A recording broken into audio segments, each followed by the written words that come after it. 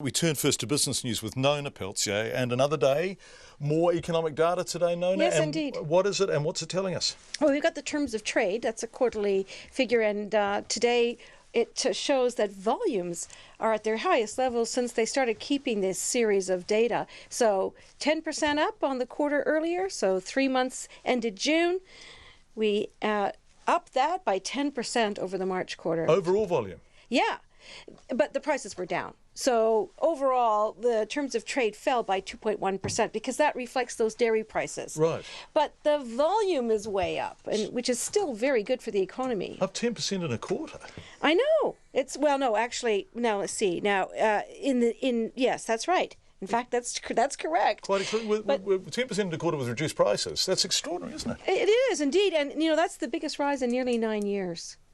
So what's that tell us? What's the big picture Well, there, it shows that actually we have a very strong underlying economy. We're exporting a lot of volume. Maybe the prices aren't as high, but then of course the imports are lower because the oil prices are lower. So on both sides, we're kind of winning. And in a sense, the economists are looking at these numbers, and they're saying, well, this shows that our economy is very strong, and they're starting to lift their expectations for GDP growth in this particular and that backs September up what you were talking about yesterday, right? That Yeah. ANZ report, which was predicting growth of, 3.5% to 4%? And this is really just reaffirming that. Although it doesn't necessarily mean that production increased, because this would have been potentially stuff in that we had in inventory.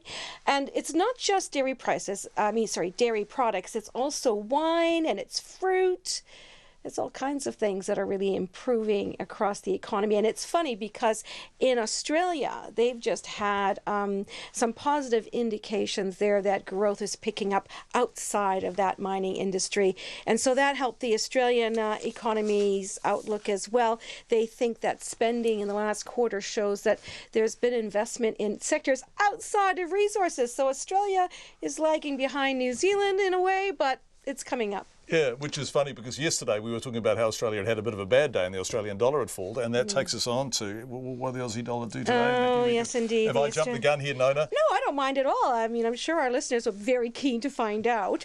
Our U.S. dollar, we were trading at 72.5 cents, so that's really where we were yesterday. Yeah.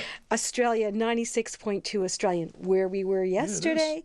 And 55.2 pence, which is where we were yesterday. Yeah. So that just shows that the New Zealand dollar is holding steady, and there was a lot of volatility out there right now, as the U.S. dollar is really what calls the shots in really across the world. And what is going to happen on Friday, late Friday, when we get those non-farm payroll numbers, which everyone's watching closely to see whether or not they measure up to the U.S. Federal Reserve's expectations, so that we'll see an interest rate hike there.